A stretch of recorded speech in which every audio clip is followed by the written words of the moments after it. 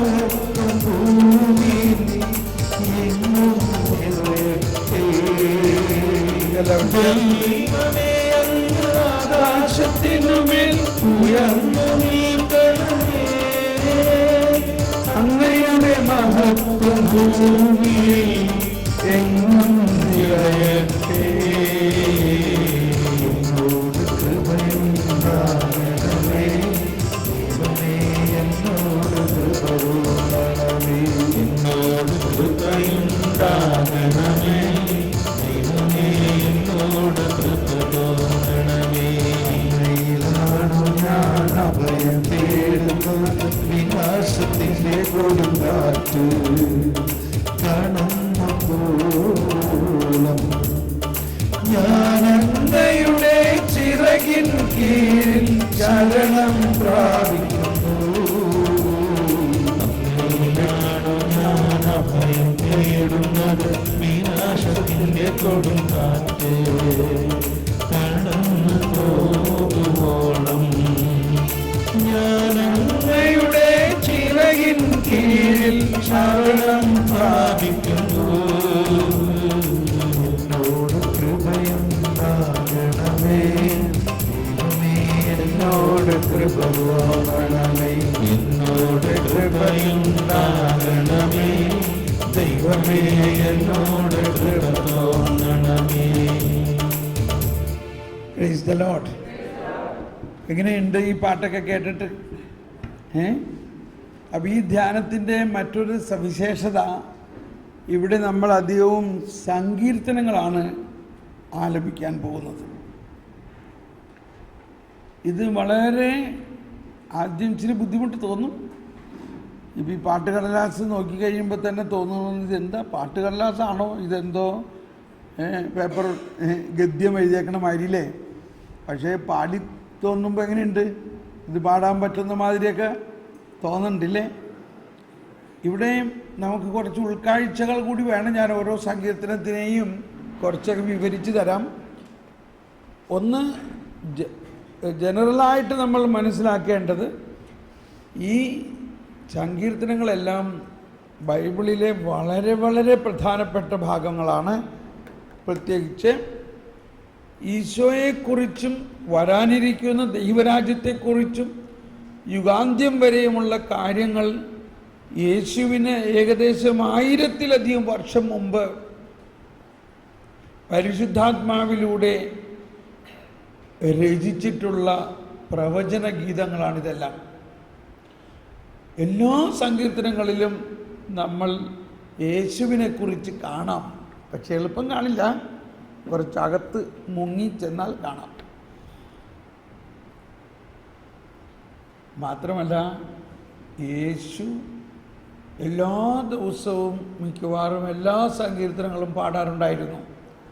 ഈ സങ്കീർത്തനങ്ങളെല്ലാം തന്നെ യേശുവിൻ്റെ അധരത്തിലൂടെ യേശു പാടിയതും പരിശുദ്ധ അമ്മ പാടിയതും ഔസേപിതാവ് പാടിയതും ഇസ്രായേൽ ജനം മുഴുവനും പാടിയതും സകല വിശുദ്ധന്മാർ പാടിയതും സകല രക്തസാക്ഷികൾ പാടിയതും സകല മാർപ്പാപ്പന്മാർ പാടിയതും.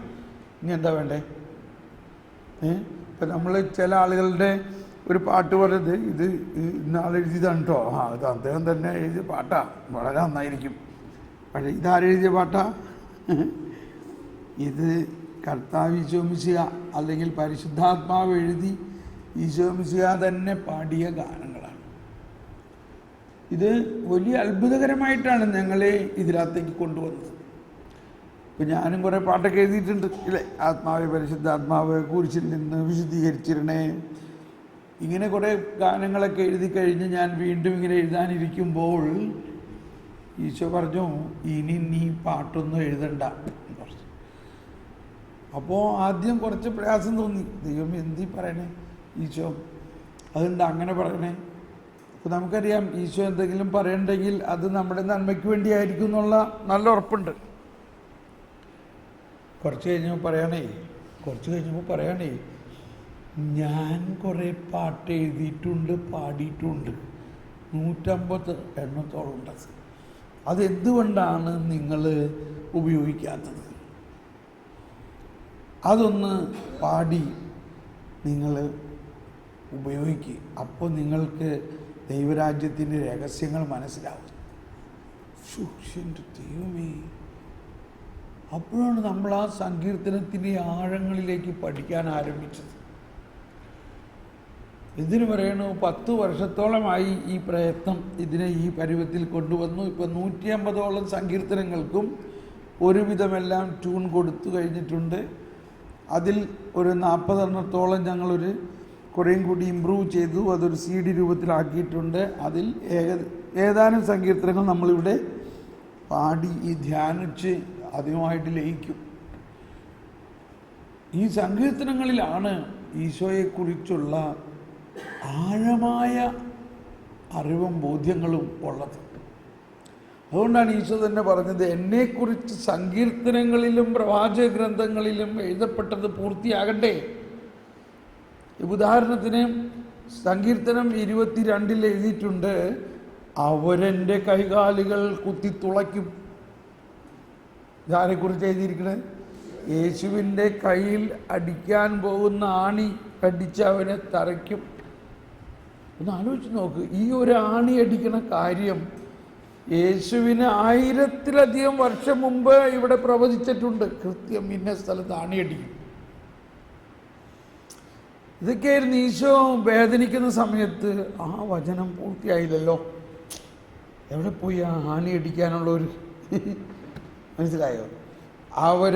അവരവൻ്റെ മേലങ്കിക്ക് ചിട്ടിയിടും. മനസ്സിലായോ? അപ്പം ഇങ്ങനെയെല്ലാം സങ്കീർത്തനങ്ങളിൽ എഴുതിയിട്ടുണ്ട്. പണിക്കാറുപേക്ഷിച്ചു കളഞ്ഞ കല്ല് മൂലക്കല്ലായി തീർന്നു. കണ്ടോ? പണിക്കാർ ഉപേക്ഷിച്ച് കളഞ്ഞ കല്ല് മൂലക്കല്ലായി. ഇതാരാണ്? ഈശോ. നീതിയുടെ വാതിൽ ഞങ്ങൾക്കായി തുറക്കേണമേ.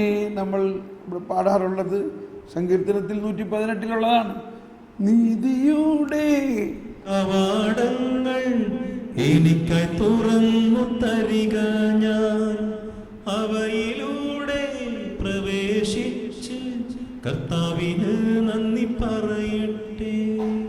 ഇങ്ങനെ എല്ലാ സങ്കീർത്തനങ്ങളിലും ഈശോയെക്കുറിച്ച് നമുക്ക് കാണാം. ഇപ്പോൾ 34-ാം സങ്കീർത്തനത്തിൻ്റെ അവസാനത്തിൽ പറയുകയാണ്, അവൻ്റെ അസ്ഥികളെ കർത്താവ് കാത്തു സൂക്ഷിക്കുന്നു, അവയിലൊന്നു പോലും തകർക്കപ്പെടുകയില്ല. അതാരെ കുറിച്ചാണ്? 34. അതാണ് ഞാൻ പറഞ്ഞു, 34-ൻ്റെ അവസാനം. ഇങ്ങനെ നമ്മൾ സങ്കീർത്തനങ്ങൾ വായിക്കുമ്പോൾ അതിൽ യേശുവിനെ കാണണം. യേശുവിനെ കണ്ടു കഴിഞ്ഞാൽ ഏതെങ്കിലും ഒരു വചനത്തിൻ്റെ ഒരു കണക്ഷൻ കിട്ടിയാൽ പിന്നെ അതിനെ പിടിച്ച് നമുക്ക് പടർന്ന് ബാക്കിയുള്ള വചനത്തിലേക്ക് പോവുകയും രക്ഷാകര രഹസ്യങ്ങളുടെ മർമ്മവും രക്ഷയെക്കുറിച്ചുള്ള, യേശുവിനെക്കുറിച്ചുള്ള, ദൈവരാജ്യത്തെക്കുറിച്ചുള്ള ഒരുപാട് രഹസ്യങ്ങൾ ഇതിൻ്റെ ഉള്ളിൽ ഒളിഞ്ഞിരിക്കുന്നുണ്ട്. അത് നമ്മൾ ഇന്ന് പാടുമ്പോൾ നമ്മൾ യേശുവിനോടൊപ്പമാണ് പാടുന്നത്. പരിശുദ്ധാത്മാവിന് വലിയ സന്തോഷമാണ്. ഇനി അതിൻ്റെ അർത്ഥം ഗ്രഹിച്ച് പാടുമ്പോഴാണ് വലിയ ആനന്ദം വരുന്നത്. സാവധാനം ഈ സങ്കീർത്തനങ്ങൾ നമ്മുടെ ജീവിതത്തിൻ്റെ താളമായി മാറും. അതാണ് അതിനെക്കുറിച്ച് പറയുന്നത്. ഇസ്രായേൽ ജനം മുഴുവനും എല്ലാ ദിവസവും സങ്കീർത്തനങ്ങൾ പാടുമായിരുന്നു. അവരുടെ ജീവിതത്തിൻ്റെ താളമായിരുന്നു സങ്കീർത്തനം എന്ന് പറഞ്ഞാൽ. രാവിലെ വിറക് പെറുക്കണ നേരത്തും മുറ്റമടിക്കണ നേരത്തും അതിന് യോജിച്ച തരത്തിലുള്ള സങ്കീർത്തനങ്ങളുണ്ട് അവരുടെ കയ്യിൽ. ഈ സങ്കീർത്തനങ്ങളുണ്ട്. അതിങ്ങനെ ഹൃദയത്തിലിങ്ങനെ വരാൻ തുടങ്ങും. അത് ഹൃദയത്തിലിങ്ങനെ ഒരു മെലഡിയായിട്ട് വരും. ഇപ്പം നിങ്ങൾ 2 ദിവസം കഴിയുമ്പോഴേക്കും നിങ്ങളുടെ ഉള്ളിലും ആരോ പാടണമായിട്ട് തോന്നും. ആരോ നമ്മുടെ ഉള്ളിൽ ഒരു മൂളിപ്പാട്ട് പോലെ ഇതിങ്ങനെ പാടുന്നു. അതാരാ? പരിശുദ്ധാത്മാവാണ്. അങ്ങനെ നമ്മളുടെ ജീവിതത്തിൻ്റെ ഇപ്പോൾ വളരെ പ്രയാസപ്പെട്ട് ദുഃഖിച്ചിരിക്കുകയാണെങ്കിൽ നമ്മുടെ ഉള്ളിൽ നിന്ന് പരിശുദ്ധാത്മാവ് ഇങ്ങനെ പാടും, നിന്റെ ഭാരം കർത്താവിനെ ഏൽപ്പിക്കുക, അവിടുന്ന് നിന്നെ എന്നെ താങ്ങിക്കൊള്ളും. നീതിമാൻ കുലുങ്ങാൻ അവിടുന്ന് അനുവദിക്കുകയില്ല. ഇതൊരുപാട് നാള് എനിക്കുണ്ടായ അനുഭവമാണ്. നിന്റെ ഭാരം കർത്താവിനെ ഏൽപ്പിക്കുക, അവിടുന്ന് നിന്നെ താങ്ങിക്കൊള്ളും. ഇപ്പം നമ്മളും എല്ലാ ദിവസവും ചില 23-ാം സങ്കീർത്തനം, 91-ാം സങ്കീർത്തനം, 91-ാം സങ്കീർത്തനം ചൊല്ലിയിട്ടേ ഞാനൊരു കാര്യത്തിന് ഇടപെടുള്ളൂ. അതുപോലെ സംരക്ഷണം എടുക്കാൻ അത് ചൊല്ലിയത് കൊണ്ട് പോരാ, അതിൻ്റെ ഉള്ളിൽ പറഞ്ഞിരിക്കുന്ന രഹസ്യങ്ങൾ മനസ്സിലാക്കുകയും അത് രക്ഷാകര രഹസ്യങ്ങളാണെന്ന് മനസ്സിലാക്കുകയും അത് വിശ്വസിക്കുകയും ചെയ്യണം. അപ്പോഴാണ് എന്താണ് കർത്താവാണെൻ്റെ ഇടയൻ, എനിക്ക് ഒന്നിനും കുറവുണ്ടാകും. അപ്പോൾ ഇത് ഗാനരൂപത്തിൽ നമ്മുടെ ഉള്ളിൽ വരുമ്പോഴാണ് വളരെ മനോഹരമാകുന്നത്. അപ്പോൾ ഈ ദിവസങ്ങളിലെ പ്രധാന ഒന്ന് ഈ സങ്കീർത്തന ധ്യാനം, അതിനെക്കുറിച്ചുള്ള ഗാനങ്ങളുമാണ്. അപ്പോൾ ഇപ്പോൾ നമ്മൾ പാടിയ ഈ സങ്കീർത്തനത്തെ നമുക്കൊന്ന് പഠിക്കുകയാണെങ്കിൽ അതിലാദ്യം തന്നെ എന്താ പാടുന്നത്? എന്നോട് കൃപയുണ്ടാകണമേ ദൈവമേ, എന്നോട് കൃപ തോന്നണമേ, അങ്ങയിലാണു ഞാൻ അഭയം തേടുന്നത്, വിനാശത്തിൻ്റെ കൊടുങ്കാറ്റ് കടന്നു പോകുവോളം ഞാൻ അങ്ങയുടെ ചിറകിൻ കീഴിൽ ശരണം പ്രാപിക്കുന്നു. എന്നോട് കൃപയുണ്ടാകണമേ ദൈവമേ, എന്നോട് കൃപ തോന്നണമേ. Praise the lord. നമ്മൾ എന്തോരം പ്രാർത്ഥിക്കുന്നതാണ് ഈ കാർവസൂസയിലെല്ലാം നമ്മുടെ പ്രാർത്ഥന അതല്ലേ? കർത്താവേ, ഞങ്ങളുടെ മേൽ കൃപയായിരിക്കണമേ, കൃപ നിറഞ്ഞവളെ നിനക്ക് സ്വസ്തി. യേശുക്രിസ്തുവിൻ്റെ കൃപയും പിതാവായ ദൈവത്തിൻ്റെ സ്നേഹവും പരിശുദ്ധാത്മാവിൻ്റെ സംസർഗവും നാം എല്ലാവരോടും. ഇതൊക്കെ നമ്മൾ ധാരാളം പ്രാർത്ഥിക്കുന്നതാണ്. എങ്കിലും ഒന്ന് ചിന്തിച്ചേ, എന്താണ് ഈ കൃപ? കൃപ എന്നാൽ എന്താകുന്നു? എന്താണത്? ഈ ചേച്ചി എല്ലാ ധ്യാനവും കൂടിയേക്കുന്നതാണ്. നമ്മുടെ ധ്യാനമൊക്കെ ബൈ ഹാർട്ടാണ് കേട്ടോ. അതുകൊണ്ട് ബാക്കിയുള്ളവർ പറയും എന്താണ് കൃപ. ഇത് ഞാനിങ്ങനെ ചോദ്യങ്ങൾ ചോദിക്കുന്നത് നമ്മൾ ചിന്തിപ്പിക്കാൻ വേണ്ടിയാണ്. നമ്മൾ ചുമ്മാ ആരെങ്കിലും ഓരോരുത്തർ പറയുന്നത് ചുമ്മാ അങ്ങനെ കേട്ടാൽ പോരാ. അതിന് കാര്യകാരണം വേണം. അതിന് ശരിക്കും മനസ്സിലാക്കണം. ഇതാണ് നമ്മൾക്ക് പ്രാർത്ഥനയിൽ വളരണമെങ്കിൽ. അദ്ദേഹം അങ്ങനെ പറഞ്ഞ് ഇങ്ങനെ പ്രാർത്ഥിച്ചാൽ എല്ലാം ശരിയാവുന്നു. എന്താ അതിൻ്റെ കാര്യം? എന്താണ് ആ പ്രാർത്ഥനയുടെ അർത്ഥം? എന്താണ് അതിൽ ഉദ്ദേശിച്ചിരിക്കുന്നത്? കൃപ എന്നാൽ എന്താകുന്നു? ദൈവത്തിൻ്റെ ദാനമാണ്. ആ ദാനത്തിൻ്റെ അകത്ത് എന്തുണ്ട്? എന്താണ് ആ ദാനത്തിൻ്റെ അകത്തുള്ളത്? എന്താണ്? ദൈവിക ജീവനുണ്ട്. വെരി ഗുഡ്, നല്ലൊരു ഉത്തരമാണ്. അപ്പോൾ ദൈവിക ജീവൻ ഉണ്ട്. എന്നിട്ട് ആ ദൈവിക ജീവൻ എന്ത് ചെയ്യുന്നു? ആ ദൈവിക ജീവൻ മാനുഷികതയിൽ ലയിക്കുന്നു. അപ്പോൾ നമുക്ക് വേണമെങ്കിൽ ഇങ്ങനെ പഠിക്കാം. വലതുകരം ഉയർത്തുക, അത് ദൈവിക ജീവനാണ്. എല്ലാവരും വലതുകരം ഉയർത്തിപ്പിടിക്കുക. ഇടതുകരം മാനുഷികതയാണ്. ഓക്കെ. യേശുക്രിസ്തുവിൻ്റെ വരവിലൂടെ എന്ത് സംഭവിച്ചു? ദൈവിക ജീവൻ മനുഷ്യനായി അവതരിച്ചു. അത് ആ യേശുവിൽ വിശ്വസിക്കുന്നവരിലേക്ക്, കണ്ടോ, ഇടതുവശം നമ്മൾ ഓരോരുത്തരുമാവുന്ന മനുഷ്യനിലേക്ക് ഈ ദൈവിക ജീവൻ കടന്നു വന്നു. അപ്പോൾ ഇതാണ് കൃപ. അപ്പോൾ എന്താണ് കൃപ? ദൈവികത മാനുഷികതയിൽ ലയിക്കുന്നതിന് കൃപ എന്ന് പറയുന്നു. കൈവിടല്ലേ ഇങ്ങനെ പിടിച്ചോ കുറച്ചു നേരം. ദൈവികത മാനുഷികതയിൽ ലയിക്കുമ്പോൾ എന്ത് സംഭവിക്കുന്നു? മാനുഷികത ദൈവീകരിക്കപ്പെടുന്നു. അതാണ് പിടിച്ചേ കൈവിടലേ. അവൻ്റെ ദൈവീക ജീവനിൽ നമ്മളെ പങ്കാളികളാക്കാൻ അവൻ നമ്മുടെ മനുഷ്യ സ്വഭാവം സ്വീകരിച്ചു. അപ്പൊ കൃപ എന്നത് ദൈവീകത, ഒന്നുകൂടി എല്ലാവരും, കൃപ എന്നത് ദൈവീകത മാനുഷികതയിൽ ലയിക്കുന്നതിന് അതുമൂലം മാനുഷികത ദൈവീകരിക്കപ്പെടുന്നു. ഇതാണ് നമ്മുടെ വിശ്വാസത്തിൻ്റെ രഹസ്യം. ഇത് വിശ്വാസത്തിലൂടെയാണ് ഇത് പ്രവർത്തിക്കുന്നത്. കൃപ വിശ്വാസത്തിലൂടെയാണ് ഒഴുകുന്നത്. ഫ്രീ ഗിഫ്റ്റാണ്, സൗജന്യമാണ്. ആലോചിക്കണം, അങ്ങനെയാണ് നമ്മളിലുള്ള പാപമോചനം ഉണ്ടാവുന്നത്. നമ്മളിലുള്ള പാപം മോചിക്കപ്പെടുന്നത് കൃപയിലൂടെയാണ്. അതുകൊണ്ടാണ് യോഹന്നാന്റെ സുവിശേഷത്തിലെല്ലാം നമ്മൾ ആദ്യം തന്നെ കേൾക്കുന്നത്, അവൻ്റെ പൂർണ്ണതയിൽ നിന്ന് നാം എല്ലാം കൃപയ്ക്കുമേൽ കൃപ സ്വീകരിച്ചിരിക്കുന്നു. എന്നെല്ലാവരും പറഞ്ഞേ, അവൻ്റെ പൂർണ്ണതയിൽ നിന്ന് നാം എല്ലാം കൃപ. അപ്പൊ ഈ കൃപ യേശുക്രിസ്തുവിലൂടെയാണ് വന്നത്. എന്നാൽ ഈ കൃപയ്ക്ക് വേണ്ടി ഇസ്രായേൽ ജനം യേശുവിന് 1000-ലധികം വർഷങ്ങൾക്ക് മുമ്പ് മുതലേ നിലവിളിച്ച് പ്രാർത്ഥിക്കാൻ തുടങ്ങിയിരിക്കണം. കാരണം അവർക്ക് മനസ്സിലായി, കൽപ്പനകളെല്ലാം മനസ്സിലായി കഴിഞ്ഞപ്പോൾ ഈ കൽപ്പനകൾ അനുസരിക്കണമെങ്കിൽ എന്ത് വേണം? കൃപ. കൽപ്പന മോശ വഴി വന്നു, എന്നിട്ട് അതനുസരിക്കാൻ പറ്റുന്നില്ല. അതനുസരിക്കാണ്ടാകുമ്പോൾ പാപം മൂലം അവരുടെ ജീവിതം അതാണ് വിനാശത്തിൻ്റെ കൊടുങ്കാറ്റ് കടന്നു പോകുവോളം ഞാൻ അങ്ങയുടെ ചിറകിൻ കീഴിൽ ശരണം പ്രാപിക്കുന്നു, എന്നോട് കൃപയുണ്ടാകണമേ ദൈവമേ എന്നോട് കൃപ. ഇത് മനുഷ്യവംശത്തിൻ്റെ മുഴുവനും ഒരു വിലാപമായിരുന്നു. യേശുവിന് വരവിന് വേണ്ടി, യേശു വന്നാൽ മാത്രമേ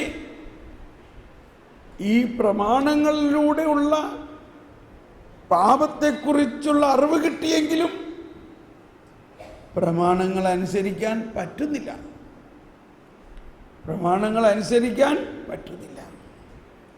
പാപം ഉത്ഭവപാപത്തിലൂടെയാണ് നമ്മളിലേക്ക് കടന്നു വന്നത്. എന്നാൽ അത് മാറ്റാൻ വേണ്ടി ദൈവത്തിൻ്റെ കൃപയുടെ വരവ് വരും. അത് വരും. അതുകൊണ്ട് അടുത്ത വചനം പാടുകയാണ്, അത്യുന്നതനായ ദൈവത്തെ ഞാൻ വിളിച്ചപേക്ഷിക്കുന്നു, എനിക്ക് വേണ്ടി എല്ലാം ചെയ്തു തരുന്ന ദൈവത്തെ തന്നെ. കണ്ടോ, എനിക്ക് വേണ്ടി എന്ത് ചെയ്തു തരും? എല്ലാവരും നോക്കി വായിച്ചേ. എനിക്ക് വേണ്ടി എല്ലാം ചെയ്തു തരും. എനിക്ക് വേണ്ടി എല്ലാം ചെയ്തു തരുന്ന ദൈവത്തിന്. ആ ദൈവം ആരാ? അത്യുന്നതനായ ദൈവത്തെ ഞാൻ വിളിച്ചപേക്ഷിക്കുന്നു, എനിക്ക് വേണ്ടി എല്ലാം ചെയ്തു തരുന്ന ദൈവത്തെ തന്നെ. എങ്ങനെയാ ദൈവം ചെയ്തു തരും? അതാണ് അടുത്തത്.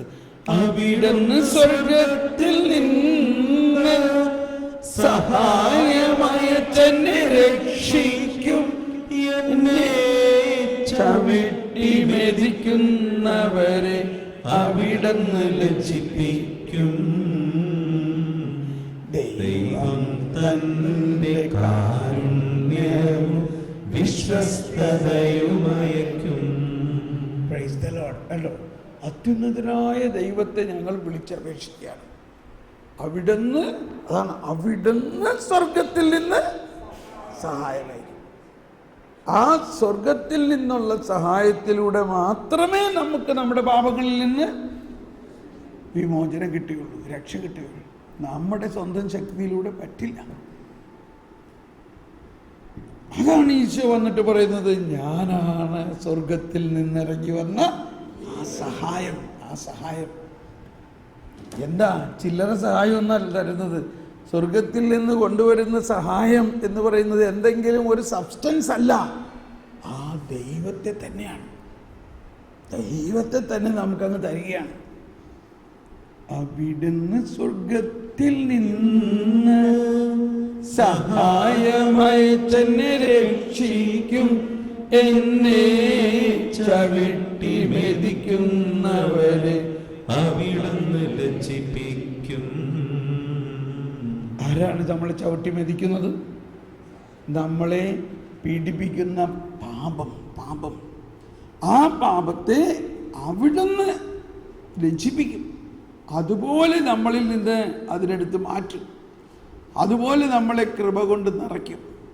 അതുപോലെ നമ്മളെ രക്ഷിക്കും, നമ്മളെ ശുദ്ധീകരിക്കും, നമ്മളെ നീതീകരിക്കും, നമ്മളെ മഹത്വീകരിക്കും. അതുകൊണ്ടാണ് അതിൻ്റെ അവസാനത്തിൽ പാടുന്നുണ്ട്, അവിടുത്തെ മഹത്വം ആകാശത്തിന് മേലിങ്ങനെ നിറഞ്ഞു നിൽക്കുകയാണെന്ന് പറഞ്ഞാൽ, ആകാശം എന്ന് പറയുന്നത് ഭൂമിയുടെ, ദൈവത്തിൻ്റെ സൃഷ്ടിയുടെ ഏറ്റവും വലിയ സൃഷ്ടിയാണ്. ദൈവം സൃഷ്ടിച്ചു അതിനെല്ലാം. ആ ദൈവത്തിൻ്റെ സൃഷ്ടിയുടെ മുകളിൽ ദൈവത്തിൻ്റെ മഹത്വം. ദൈവമേ അങ്ങ് ആകാശത്തിനുമേൽ ഉയർന്നു നിൽക്കണമേ, അങ്ങയുടെ മഹത്വം ഭൂമിയിൽ എങ്ങും നിറയട്ടെ. ദൈവമേ അങ്ങ് ആകാശത്തിനുമേൽ ഉയർന്നു നിൽക്കണമേ, അങ്ങയുടെ മഹത്വം ഭൂമിയിൽ എങ്ങും നിറയട്ടെ. അവരെന്റെ കാലടികൾക്കു വല വിരിച്ചു, എന്റെ മനസ്സിടിഞ്ഞു പോയി. അവരുടെ വഴിയിൽ കുഴി കുഴിച്ചു, അവർ തന്നെ അതിൽ പതിച്ചു. എന്നോട് കൃപയുണ്ടാകണമേ. ഇനി എല്ലാവരും ആ അർത്ഥം മനസ്സിലാക്കി ഒന്ന് പാടിയേ. തുടക്കം മുതലേ ആ അർത്ഥം മനസ്സിലാക്കിയിട്ടൊന്ന് പാടിയേ. എന്നോട് കൃപയുണ്ടാകണമേ, ദൈവമേ എന്നോട് കൃപ തോന്നണമേ. എന്നോട് കൃപയുണ്ടാകണമേ, ദൈവമേ എന്നോട് കൃപ തോന്നണമേ. അങ്ങയിലാണു ഞാൻ അഭയം തേടുന്നത്, വിനാശത്തിന്റെ കൊടുങ്കാറ്റ് കടന്നു പോകുവോളം ഞാനങ്ങയുടെ ചിറകിൻ കീഴിൽ ശരണം പ്രാപിക്കുന്നു. എന്നോട് കൃപയുണ്ടാകണമേ, ദൈവമേ എന്നോട് കൃപ തോന്നണമേ. അത്യുന്നതനായ ദൈവത്തെ ഞാൻ വിളിച്ചപേക്ഷിക്കുന്നു. എനിക്കു വേണ്ടിയെല്ലാം ചെയ്തു തരുന്ന ദൈവത്തെ തന്നെ. അത്യുന്നതനായ ദൈവത്തെ ഞാൻ വിളിച്ചപേക്ഷിക്കുന്നു. ദാഹത്തോടെ പ്രാർത്ഥനാപൂർവം എല്ലാം ചെയ്തു തരുന്ന ദൈവത്തെ തന്നെ. അവിടുന്ന് സ്വർഗത്തിൽ നിന്ന് സഹായമയച്ചെന്നെ രക്ഷിക്കും, എന്നെ ചവിട്ടി മെതിക്കുന്നവരെ അവിടുന്ന് ലജ്ജിപ്പിക്കും. ദൈവം തന്റെ കാരുണ്യവും വിശ്വസ്തതയും അയക്കും. Price the Lord.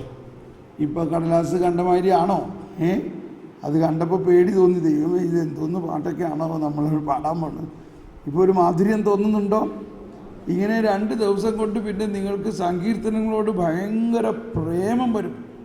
അത്രയ്ക്ക് മധുരമാണ്. കാരണം ഇത് ഈശോ തന്നെ പാടിയതും ഈശോയുടെ ജീവിതവും നമ്മൾ ഇന്ന് അനുഭവിക്കുന്നതുമാണത്.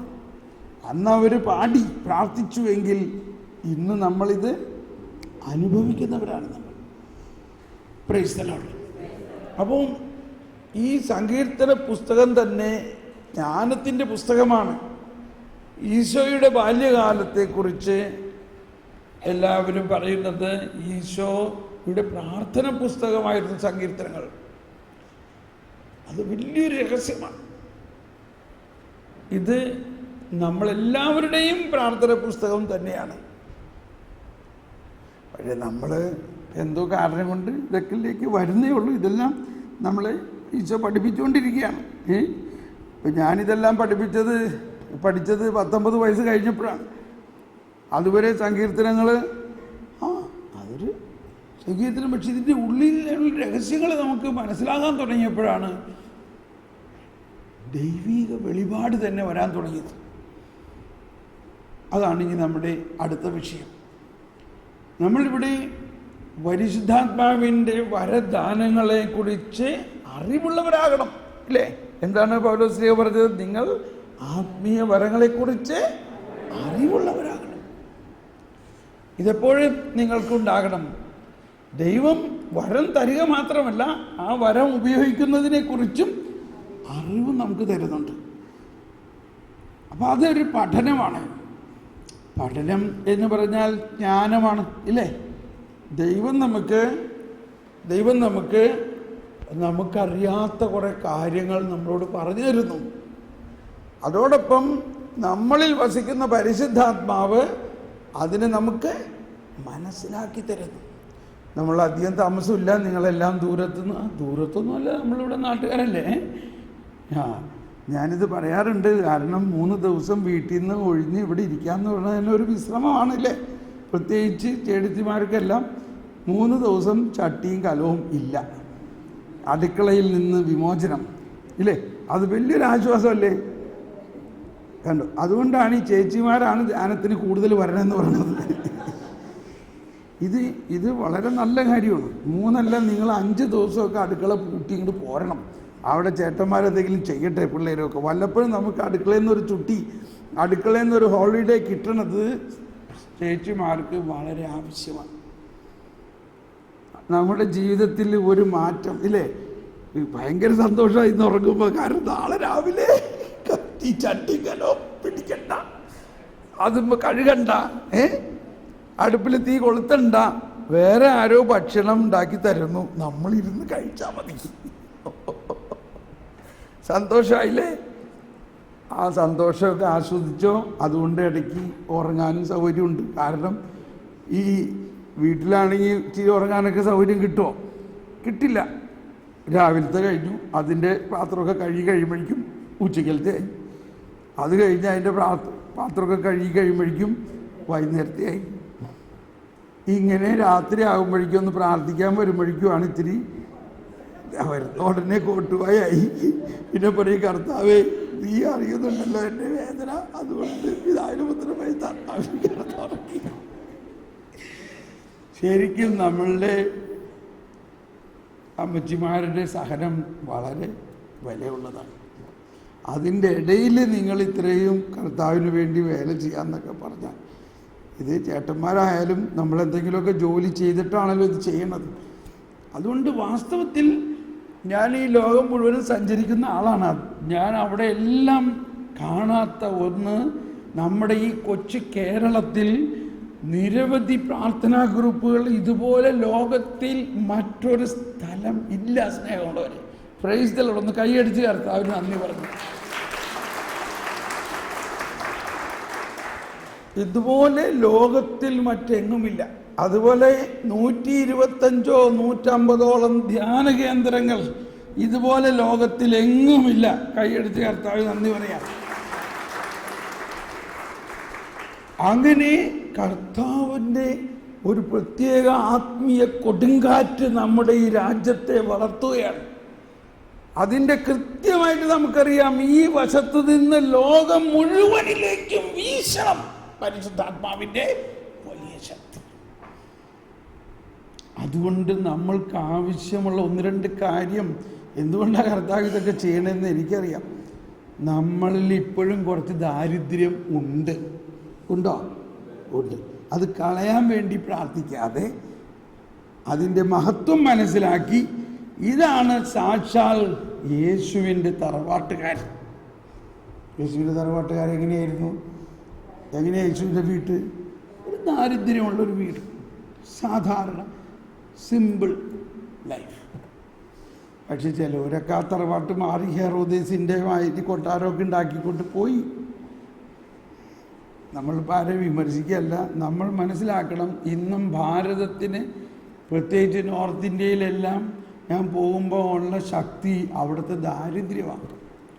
അപ്പോൾ പറയുന്നതിൻ്റെ ഉദ്ദേശം, നമ്മുടെ അമ്മച്ചിമാരുടെ ഒട്ടിയ വയറും ഒട്ടാത്ത ആത്മാവും, എന്തു പറയണം, നല്ലൊരു ഫ്രേസല്ലേ, ഒട്ടിയ വയറും ഒട്ടാത്ത ആത്മാവും.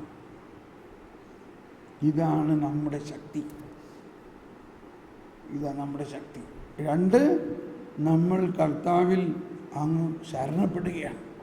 പക്ഷെ ഇനി നമുക്ക് വേണ്ടത് ഇതിനെ വേറൊരു തലത്തിലേക്ക്, ഇതിൻ്റെ ഒരു സൂപ്പർ നാച്ചുറൽ പവർ, അത് ദൈവത്തിൻ്റെ ജ്ഞാനത്തിലൂടെയാണ് നമുക്കത് കിട്ടുന്നത്. ഇവിടെയാണ് പൗലോസ്ലീഹയുടെ ലേഖനത്തിൽ എഫേസോസുകാർക്ക് എഴുതിയ ലേഖനത്തിൽ 1-ാം അധ്യായത്തിൽ 17-ാമത്തെ വചനം പറയുന്നത്. 1-ാം അധ്യായം 17-ാമത്തെ വചനത്തിൽ പറയുന്നത്, ഒന്ന് വായിക്കാം, എല്ലാവരും തുറന്ന് വായിക്കുക. എഫേസോസ് 1-ാം അധ്യായം 17. നമ്മുടെ കർത്താവായ യേശുക്രിസ്തുവിൻ്റെ ദൈവവും മഹത്വത്തിൻ്റെ പിതാവുമായവൻ, കണ്ടോ, എല്ലാവരും ശബ്ദമുയർത്തിയേറ്റ് പറഞ്ഞുകൊണ്ട്, ജ്ഞാനത്തിൻ്റെയും വെളിപാടിൻ്റെയും ആത്മാവിനെ നിങ്ങൾക്ക് പ്രദാനം ചെയ്തുകൊണ്ട് തന്നെക്കുറിച്ചുള്ള പൂർണ്ണമായ അറിവിലേക്ക് നിങ്ങളെ നയിക്കട്ടെ. ശ്രദ്ധിക്കണം കേട്ടോ. നമ്മുടെ കർത്താവായ യേശുക്രിസ്തുവിൻ്റെ പിതാവും മഹത്വത്തിൻ്റെ പിതാവും ആത്മാവിനെ, ഏതാത്മാവിനെ നമുക്ക് തരട്ടെ? വെളിപാടിൻ്റെയും ജ്ഞാനത്തിൻ്റെയും. അപ്പം ഈ വെളിവ് എന്ന് പറഞ്ഞാൽ നമ്മുടെ മനുഷ്യ മനസ്സിന് ഉൾക്കൊള്ളാൻ സാധിക്കാത്ത, എന്നാൽ പരിശുദ്ധാത്മാവിൻ്റെ സഹായത്തിൽ നമ്മളുടെ ഉള്ളിൽ ആ വലിയ കാര്യങ്ങളെ ഇങ്ങനെ വെളിപ്പെടുത്തി തരുന്നു. രണ്ട് തരത്തിൽ നമുക്ക് ഒരു വചനത്തെയോ ഒരു ആശയത്തെയോ മനസ്സിലാക്കാം. ഒന്ന്, നമ്മുടെ മാനുഷിക ബുദ്ധി കൊണ്ട് മനുഷ്യന് മനസ്സിലാവുന്ന മാതിരി. പക്ഷെ അങ്ങനെയല്ല ദൈവത്തിൻ്റെ ദാനങ്ങളെയും തിരുലിഖിതങ്ങളെയും മനസ്സിലാക്കേണ്ടത്. അങ്ങനെയല്ല വരദാനങ്ങളെ പഠിക്കേണ്ടത്. ഇപ്പം ദർശനവരങ്ങൾ നമുക്ക് കിട്ടുന്നു, അത് ദൈവിക വെളിപാടിലൂടെ വ്യാഖ്യാനിച്ചാൽ മാത്രമേ അതിൻ്റെ യഥാർത്ഥമായ അർത്ഥവും ഉപയോഗവും വരുന്നുള്ളൂ. ഇവിടെയാണ് ജ്ഞാനം, ഇതിൻ്റെ ആവശ്യം. തുറന്നു പറയുകയാണ്, വെളിപാടിൻ്റെയും ജ്ഞാനത്തിൻ്റെയും ആത്മാവിനെ നൽകിക്കൊണ്ട് ദൈവത്തെക്കുറിച്ചുള്ള അറിവിലേക്ക് നമ്മൾ നയിക്കുന്നു. തന്നെക്കുറിച്ചുള്ള പൂർണ്ണമായ അറിവ്. നമുക്ക് വേണ്ടത് ദൈവത്തെക്കുറിച്ചുള്ള അറിവും ദൈവിക ദാനങ്ങളെക്കുറിച്ചുള്ള അറിവുമാണ് വേണ്ടത്. ഇവിടെയാണ് നമ്മൾക്ക് ഇനി വളരാനുള്ളത്. നമ്മൾ അതിനു വേണ്ട ഇൻഫ്രാസ്ട്രക്ചറുകളെല്ലാം തയ്യാറായി കഴിഞ്ഞു. നമുക്ക് നല്ല പ്രവർത്തന മണ്ഡലങ്ങളുണ്ട്. ഇപ്പോൾ എല്ലാവർക്കും പ്രവർത്തിക്കാനുള്ള വേദികളുണ്ട്. ഇനി നമ്മളിൽ എന്ത് വേണം? ഈ നിലവിലുള്ള വരദാനങ്ങളെ അതിൻ്റെ ഏറ്റവും ശക്തമായ പ്രവർത്തനത്തെക്കുറിച്ച് പഠിക്കണം. എന്നിട്ട് അതിവിടെ പ്രവർത്തിക്കണം. അങ്ങനെ പ്രാവർത്തികമായി നമുക്ക് കാണുമ്പോൾ എടാ, ഇത് നമ്മളിലും വർക്ക് ചെയ്യുന്നുണ്ട്. നിങ്ങൾ ഓരോരുത്തരിലും അത് പ്രവർത്തിക്കുന്നത് നിങ്ങൾ കാണും. അപ്പോൾ അതിന് ഒരുക്കമായിട്ടുള്ള പ്രധാന ഒരു കാര്യമാണ് വെളിപാടുകൾക്ക് വേണ്ടി നമ്മൾ ദാഹിക്കണം. നമ്മുടെ മനുഷ്യബുദ്ധി കൊണ്ട് ഒരു കാര്യത്തെ മനസ്സിലാക്കാതെ, ഈശോ പറഞ്ഞു, യോഹന്നാന്റെ സുവിശേഷം 14-ാം അധ്യായത്തിൽ 26-ാമത്തെ വചനം പറയുന്നത് എന്താണ്? ഈശോ പറഞ്ഞു, ഞാൻ അയക്കുന്ന സഹായകനായ പരിശുദ്ധാത്മാവ് നിങ്ങളെ എല്ലാ കാര്യങ്ങളും പഠിപ്പിക്കും. എന്നെല്ലാവരും പറഞ്ഞ്, ഞാൻ അയക്കുന്ന സഹായകനായ പരിശുദ്ധാത്മാവ് നിങ്ങളെ എല്ലാ കാര്യങ്ങളും, ഒരിക്കൽ കൂടി പറഞ്ഞേ, എല്ലാ കാര്യങ്ങളും പഠിപ്പിക്കും. ഇനി വേറെ വല്ലതും വേണോ? ഇതെന്നെ വളരെയധികം സ്വാധീനിച്ചിട്ടുള്ളൊരു വചനമാണ്.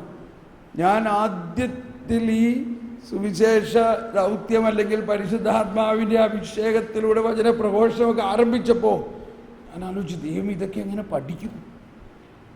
ചിലപ്പോൾ അച്ഛന്മാരുടെ ധ്യാനം, ദൈവമേ എന്താ പറയുക അവരോട്, ഇതൊക്കെ എങ്ങനെ പഠിക്കും? അപ്പോൾ പറയാണ്, ഞാൻ പഠിപ്പിക്കാം. പരിശുദ്ധാത്മാവ് നിങ്ങളെ എന്ത് പഠിപ്പിക്കും? എല്ലാ കാര്യങ്ങളും. ഇത് നമുക്ക് ദൈവം തന്നിരിക്കുന്ന ഏറ്റവും വലിയ ഒരു ട്യൂട്ടറാണ്. ഒരു ടീച്ചർ, ഒരു പ്രബോധകൻ. നമ്മൾ ഒന്നുകൊണ്ടും ഭയപ്പെടേണ്ട. എന്നാൽ നമ്മൾ ഓരോ ദിവസവും കണ്ടുപിടിക്കണം, ഇന്ന് എന്താ പഠിക്കേണ്ടത്, ഇന്നെന്താ ഒരു പുതിയ കാര്യം പഠിപ്പിക്കണേ, കേട്ടോ, ഇന്നൊരു പുതിയ കാര്യം എന്നെ പഠിപ്പിക്കണേ. ഞാൻ എല്ലാ ദിവസവും എന്തെങ്കിലും പുതിയത് പഠിക്കുന്നുണ്ട്. ഇന്ന് ഞാൻ പഠിച്ചൊരു കാര്യം, കരുണയും കൃപയും തമ്മിലുള്ള വ്യത്യാസം എന്താണെന്ന് പഠിച്ചു. കൃപ നമുക്ക് വിശ്വാസത്തിലൂടെയാണ് കിട്ടുന്നത്. കൃപ നമുക്ക് കിട്ടുന്നത് നിങ്ങൾ വിശ്വാസം വഴി കൃപയാലാണ് രക്ഷിക്കപ്പെട്ടത്. പക്ഷേ കരുണ എല്ലാവർക്കും കിട്ടും, വിശ്വാസികൾക്ക് മാത്രമല്ല എല്ലാവർക്കും. കരുണ ദൈവത്തിൻ്റെ വിശ്വാസത്തിൻ്റെ അടിസ്ഥാനത്തിലല്ല കരുണ. അവിശ്വാസിക്കും കരുണ കിട്ടും. ആർക്കാ കരുണ ഏറ്റവും കൂടുതൽ കിട്ടുന്നത്? ഏറ്റവും വലിയ പാപിക്കാണ്. കരുണ എന്ന വാക്കിൻ്റെ അർത്ഥം എന്താണ്?